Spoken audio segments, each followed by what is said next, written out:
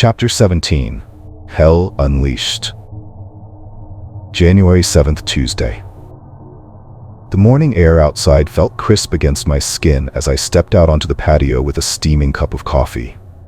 I hadn't slept much, maybe a few fleeting moments of unconsciousness before the weight of everything dragged me back into wakefulness. The countdown ticked away in my head like a bomb waiting to go off. I took a deep breath, grounding myself in the quiet of the early hours. Birds chirped somewhere in the canyon, oblivious to the chaos brewing beneath the surface.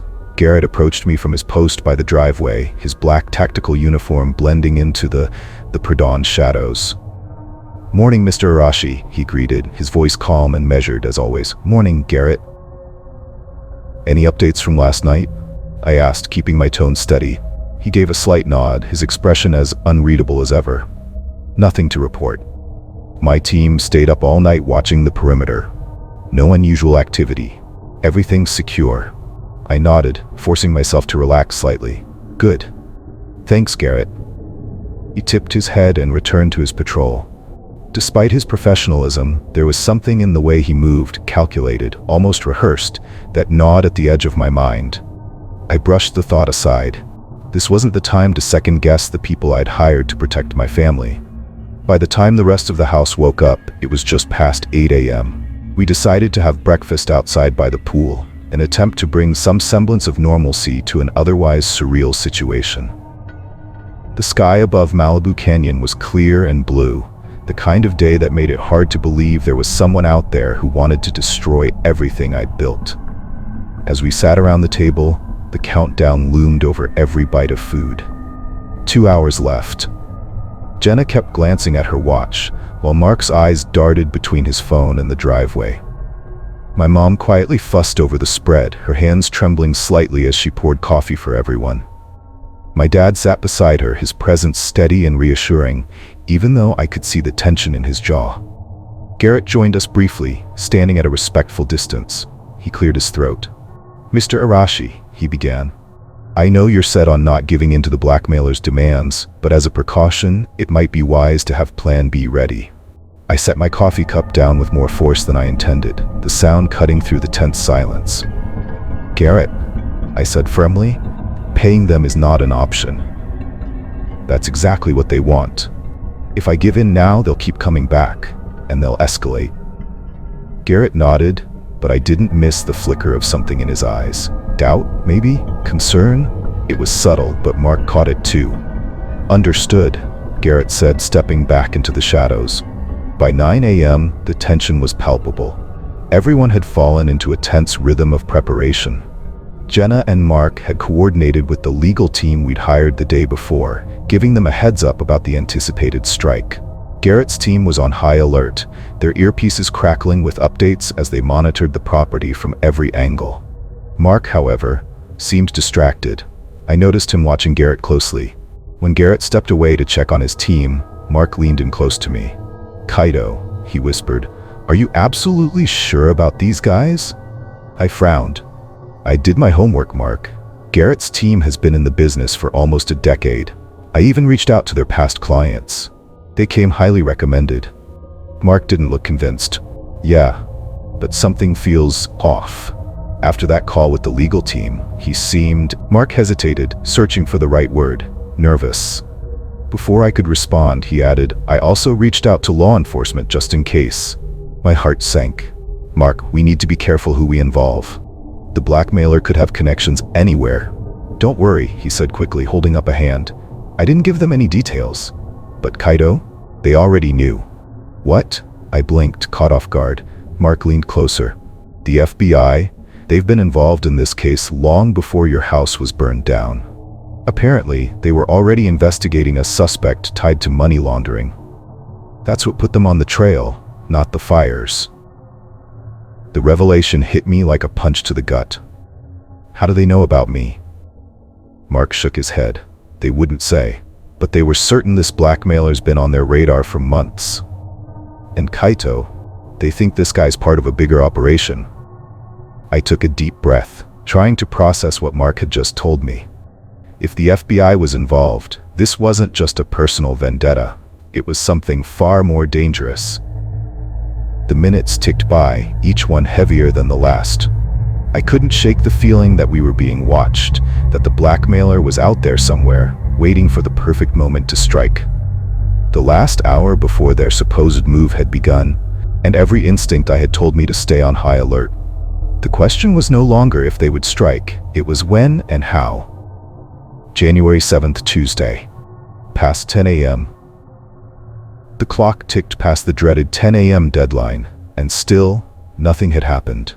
The house was eerily quiet, save for the occasional crackle of the security team's earpieces. It felt like the first time in days that I could breathe without feeling like my chest was being crushed. They missed their chance, Jenna muttered, pacing the length of the living room. If they were going to strike, it would have been now. Don't get too comfortable, my dad warned, his voice low. This kind of enemy doesn't back down. They'll come, just when we think it's over. His words hung in the air as we moved to the balcony on the second floor. From there, we could see the vast expanse of Malibu Canyon, the city line shimmering in the distance. For a moment, it felt like we were far removed from all the chaos, until we saw it. At first, it was a faint glow on the eastern horizon, but within seconds it grew brighter, a fiery red-orange stain on the sky.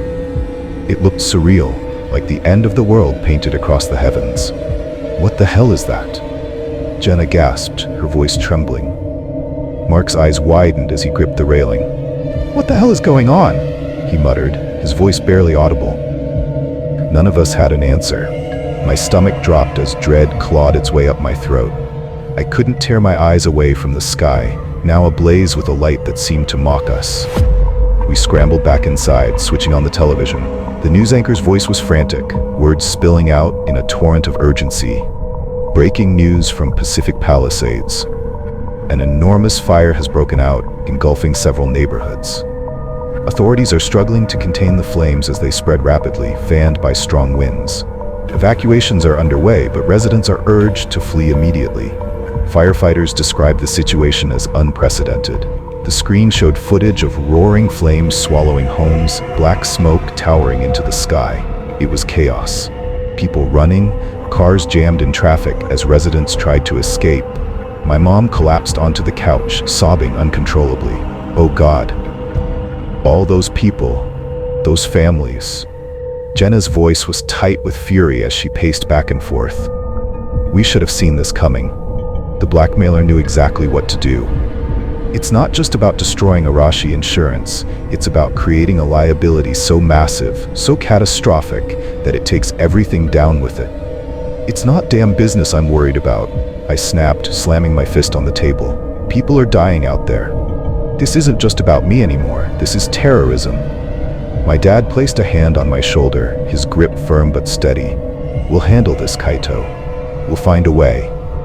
I wasn't sure if he was trying to convince me or himself. The sound of engines brought us all to a halt. From the balcony, we saw a convoy of black SUVs winding their way up the hill toward the house.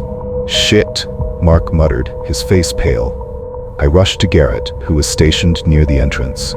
Garrett, we've got company. Who the hell are they? He tilted his head slightly, listening to his earpiece. Unknown vehicles approaching. Stay inside, Mr. Arashi. My team will handle it.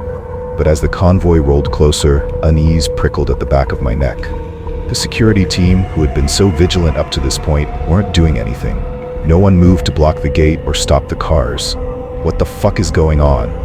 I barked, turning to Garrett. Why aren't your men stopping them? Garrett didn't answer immediately. Instead, he glanced at me, his expression unreadable. Stay calm, Mr. Arashi.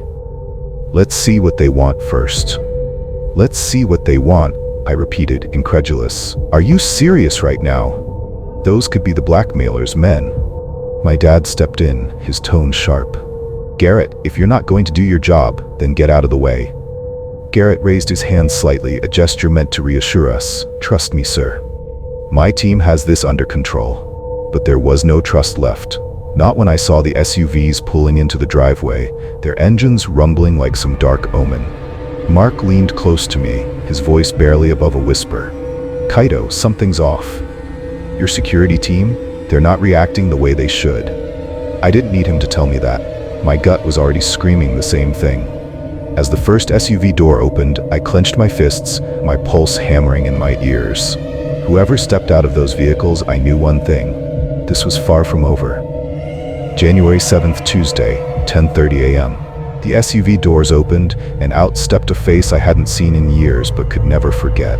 Toru Matsumoto. The smirk on his face was as venomous as it was familiar, dragging me back to a part of my life I'd buried deep.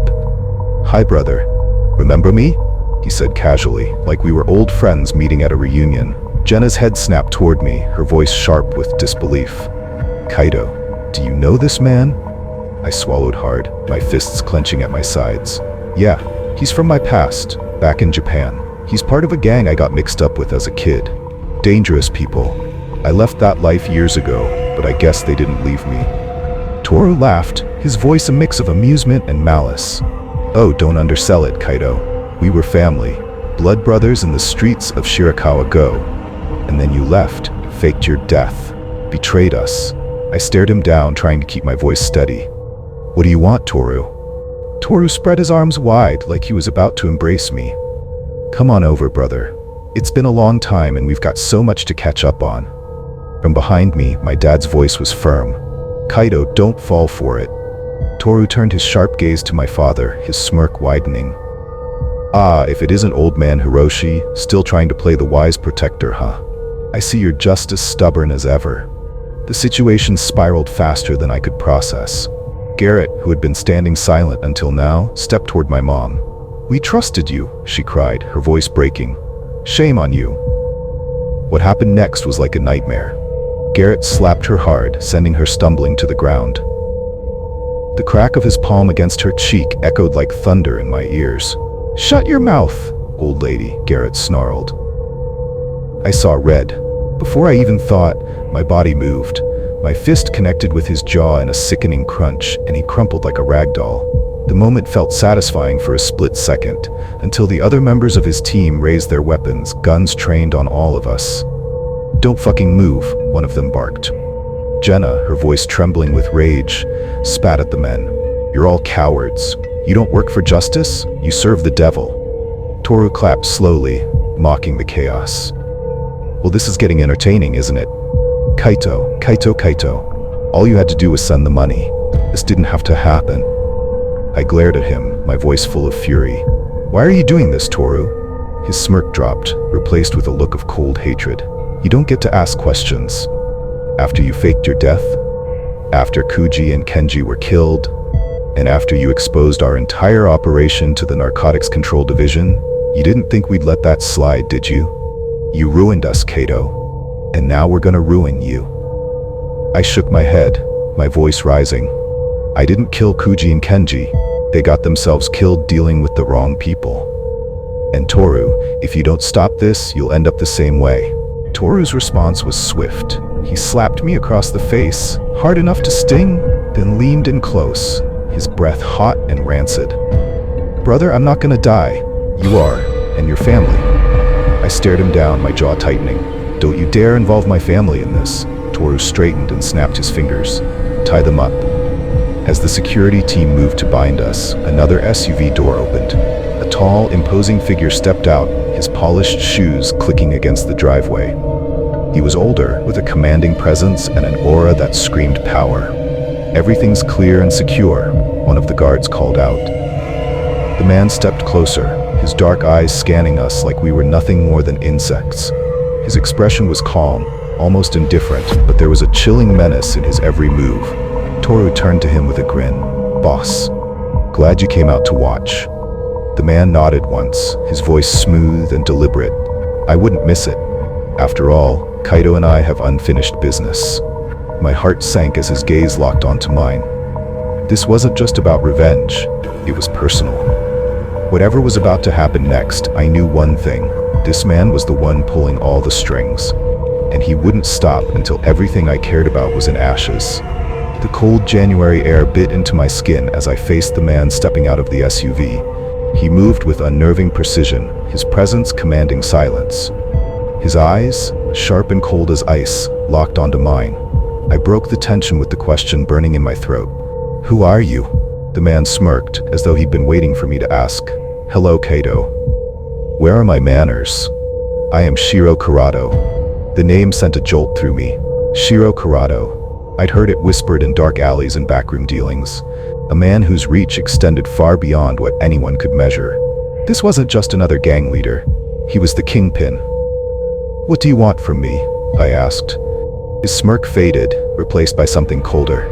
I came to watch you pay the price for the damage you caused to my business in Japan. I shook my head, baffled. What did I ever do to you? Shiro took a step closer, his tone even, yet brimming with venom. You cost me everything, Kaito. Before the NCD came after us, we were thriving. No chaos, no bloodshed, just business. All I wanted was to sell our medicine to those who needed it. That was all. Medicine? I snapped, anger boiling in my chest. You mean the poison you've been pushing on people? The addiction and destruction you've spread? Shiro's eyes darkened. No, Kaito. I was giving them life. You, however, took everything from me. Remember the incident at the airport? That brought the NCD straight to my doorstep. My empire burned because of your recklessness. Before I could respond, Toru stepped forward with a silver case. He opened it with a flourish, revealing a series of glass vials filled with the shimmering blue liquid. Toru's grin was wide, almost childlike. Brother, remember this? Your medicine. Just one vial, and all your pain will wash away. I stared at the vials, my stomach twisting. Blue mist. The same drug they gave me back in Japan. The same drug that is killing thousands of people. And now it was here in front of me, like a specter from my darkest days. The guards were tying my parents, Mark and Jenna, with ropes, ignoring their cries and protests. Suddenly, Toru's eyes locked onto Jenna. Wait, he said, holding up a hand. Don't tie her. She's mine. My blood ran cold as I saw him grab one of the vials and lean toward Jenna. He tilted her head back, ignoring her struggles, and poured the blue liquid over her nose and mouth. She coughed and gasped, breathing it in despite herself. Jenna? I shouted, straining against the guard holding me back. The effects were immediate. Her body went limp, her eyes wide with a mix of terror and confusion. She was trapped in her own mind, hallucinating and paralyzed. Toru lifted her into his arms with a sick grin. I'm gonna take my time with you, he whispered. Stop this. Mark yelled, thrashing against his restraints. But the guards only held him tighter. I turned to Shiro, my voice shaking with desperation. Shiro, please, let them go. It's me you want, not them. I'll surrender. Just let them go. Shiro raised a hand, signaling the guards to stop. His expression was unreadable. You're willing to give yourself up to save them? Yes, I said firmly, my voice breaking. I'll do whatever you want. Just let them go. Shiro's lips curved into a cruel smile. Very well, Kaito. Let's make this simple. Take one vial, and I'll let your family go. No tricks, no lies. No, Kaito, my dad shouted, his voice filled with anguish. He's lying. Don't do it. I looked at my dad, then at my mom, tears streaming down her face. Get out of here and run, I said softly. Shiro turned to the guards. Release them. My parents stumbled in the house as they went through it and out towards the driveway, sobbing as they glanced back at me. My dad's voice cracked as he called out, Kaito, no! I forced a smile, the world spinning around me. It's okay. Just go. Get out of here. Shiro gestured to one of the guards, who grabbed a vial and approached me. He held my head back, forcing my mouth open. I didn't resist. Good boy, Shiro said mockingly. The liquid burned as it slid down my throat. The same exact feeling I felt years ago when they gave it to me. My vision blurred almost immediately as the haze took over, my limbs feeling heavy. My legs buckled, and I collapsed to the ground. Shiro's laughter echoed in my ears as the drug took hold, pulling me into darkness. The drug coursed through my veins like molten fire, numbing my body and clouding my vision. I lay sprawled on the cold stone of the backyard, half conscious and utterly helpless. The laughter of Shiro Kurado echoed in my ears, a cruel, mocking sound that seemed to reverberate in my very soul. Through the haze, I saw them, my parents, running toward the driveway, their desperation etched into every movement. My heart clenched. They were so close to escaping. But then Shiro's voice rang out, cutting through the chaos. Bring them back. The guards moved like shadows, swift and merciless, their boots pounding against the ground as they pursued my parents. I tried to move, to shout, but the drug had stolen my strength. All I could do was watch in horror. "No," I managed to croak, my voice barely audible. "We made a deal, please, just let them go." Shiro crouched beside me, his face inches from mine. His smile was venomous, his eyes gleaming with malice. "A deal? Oh, Kaito? Did you really think I was a man of honor?" "That's adorable." I could only watch as my parents were dragged back toward the backyard, their faces pale with fear. Guns were trained on them, forcing them to walk step by agonizing step. My mom was sobbing, her cries tearing through the air like shattered glass. My dad's face was a mask of defiance, his jaw clenched tight, but I could see the fear in his eyes. "Mom! Dad!" I screamed, but my voice came out as a hoarse whisper. Mark was being beaten nearby, his face bloodied as he struggled against his restraints. His muffled cries of pain added to the cacophony. Shiro stood, his laughter resonating as if he were conducting a symphony of despair. "Kaito, let's watch the show, shall we?" The guards forced my mom to the ground, tying her hands behind her back as she screamed. One of them stepped forward with a metal canister, its contents sloshing ominously. "Gasoline." "Stop," I shouted, my voice cracking with desperation. "Please, don't do this." The acrid smell of gasoline filled the air as the liquid was poured over my mom. Her cries grew louder, raw with terror. My dad struggled against his captors, his voice breaking as he shouted, "No, leave her alone." Shiro clapped his hands slowly, mockingly. "Ah, the bonds of family. So touching. Don't you agree, Kaito? There's something poetic about making you watch them suffer." "Please," I begged, tears streaming down my face. "Don't hurt them. Just take me instead." But Shiro only laughed, his voice cold and unyielding. And then, in an explosion of movement, my dad acted. With a guttural roar, he shoved the guards restraining him, his strength born of sheer desperation. Before they could react, he bolted toward the living area, his footsteps thundering against the floor. Shiro raised an eyebrow, intrigued rather than alarmed. "Oh? What's the old man up to?" I turned my head with what little strength I had, my vision swimming. As soon as I saw it, Dad emerged, wielding the katana that had been displayed on the wall. The relic we kept. The blade gleamed in the dim light, a flash of silver that cut through the suffocating darkness. "Temera, jaizu ni toshi shite miro!" "Buffus!" my dad roared, charging toward the guards. The first guard didn't even have time to raise his weapon before my dad struck, the katana slicing through him with a sickening ease. Blood sprayed across the patio, staining the pristine stone. "Dad!" I choked out, a surge of hope and terror flooding me. The other guards moved in, their guns aimed, but my dad was relentless. He swung the blade with precision, years of training from his youth coming back to him in this desperate moment. Another guard fell, clutching his chest as crimson spread across his uniform. Shiro watched, an amused smile playing on his lips. "Well, this just got interesting." "Run, Kaito," my dad shouted, his voice fierce and unwavering. "Protect your mother." But Dad didn't know about how bad the drug affected me. Tears blurred my vision as I watched him fight, a lone warrior against insurmountable odds. The katana sang as it cut through the air, a testament to his unyielding spirit. "Shoot him!" Shiro then shouted, panic edging his voice. The remaining guards opened fire, and Dad caught several bullets around his body. But Dad continued to fight despite all the bullets he took. He managed to kill several more guards before falling on his knees as blood spilled out of his mouth.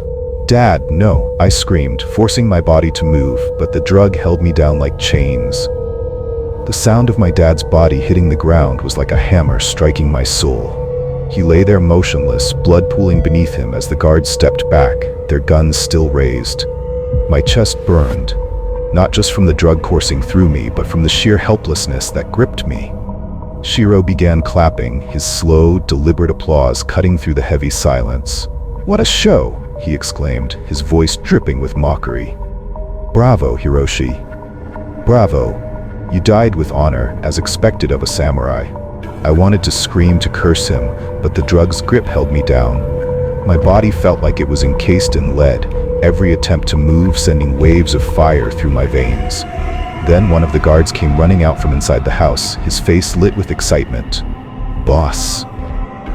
"We found the cache." Shiro's eyes gleamed with delight as he crouched beside me, his face so close I could see the cold amusement in his gaze. "Oh, Kaito," he said with a cruel smile. "Would you look at that? A win-win for me. You lose your family and your fortune. Life is funny that way, isn't it?" A cold dread settled in my chest as I realized what had happened. The hidden room, the one where I'd stashed $80 million in cash, my last desperate attempt to secure a safety net, had been found. "You got what you wanted already," I spat through gritted teeth, forcing the words out despite the fog clouding my mind. "Now leave us alone." Shiro's smile widened. "Oh, Kaito, the party has just started." He stood and turned to his guards. "Spread the gasoline around the house. Let's give Kaito a proper send-off." "No," I screamed, the sound ripping from my throat with a raw desperation. My body trembled as I fought against the paralysis, willing myself to move. The guards began their grim task, pouring gasoline across the furniture, the walls, and the floors. The acrid smell of fuel filled the air, mingling with the coppery tang of blood. I forced myself up facing Shiro. Then he noticed my struggles and crouched beside me again. "Oh, a warrior, huh? I've never seen anyone rise up like that after the drug took over." Pulling out another glass vial of that cursed blue liquid, the blue mist. He held it up, the shimmering contents catching the light. "Relax, Kaito. It'll be all over very soon. Here, just take one more." I watched the liquid swirl in the vial, its glow almost hypnotic. My mom's screams from behind snapped me back to reality, and I turned my head to see her struggling as the guards had already lit the fire on her. Mark was lying nearby, battered and bruised, shouting hoarse protests. "No!" I shouted again, the word tearing from me like a war cry. My body trembled as I summoned every ounce of strength left in me. Shiro leaned in closer, tilting the vial toward my mouth. And then I moved. My hand shot up with a speed I didn't know I still possessed, grabbing the vial from Shiro's hand. In one swift motion, I smashed it against his face. The glass shattered, the liquid spraying everywhere. Shiro stumbled back, clutching his face as the blue mist seeped into his skin and nose. He inhaled sharply, his own drug taking hold of him. Blood streamed down his face from the shards embedded in his skin. His laughter turned into a choked scream as the effects of the drug hit him full force. "Kill him!" Shiro shouted, his voice ragged and panicked. The guards moved toward me, but I was already running. My body screamed in protest, the drug still weighing me down, but adrenaline pushed me forward. The flames had started spreading onto Mom, licking on the edges of the patio. Without thinking, I reached my mom, her terrified eyes meeting mine as I plunged her into the pool. The cold water shocked my system, momentarily clearing the haze in my mind and extinguishing the fire on Mom's body. I held my mom close as she sobbed against my chest. "Mom, I've got you," I whispered, my voice shaking. "I've got you." Above the crackling flames and the chaos, the wail of sirens pierced the air. The police were finally here. It took them forever to find the place. I looked at Mark and told him to go get Jenna from inside before the fire gets to her. Mark then went running towards the room where Jenna was raped, carrying her out into the backyard where we stayed beside the pool. "Mark, check her pulse," I told Mark. "She's okay. She's okay," Mark replied. The guards hesitated, looking toward Shiro for direction. Shiro, still reeling from the effects of his own drug, stumbled backward, barking incoherent orders. Toru and the remaining guards grabbed the bags of cash and began retreating toward their vehicles, dragging Shiro with them. "Let's go," Toru shouted, his voice filled with urgency. Shiro glared at me one last time, his face a mask of fury and humiliation. "This isn't over, Kaito," he spat before being shoved into an SUV. The vehicles sped away, tires screeching as they fled the scene. The fire continued to rage, but the police and firefighters swarmed the property, their shouts filling the air as they worked to contain the flames. I pulled myself out of the pool, my mom clinging to me as we stumbled toward safety. I collapsed onto the grass, my chest heaving as I stared up at the smoke-filled sky. They were gone. Shiro, Toru, and the money. They were gone. But Mom, Mark, and Jenna were still alive.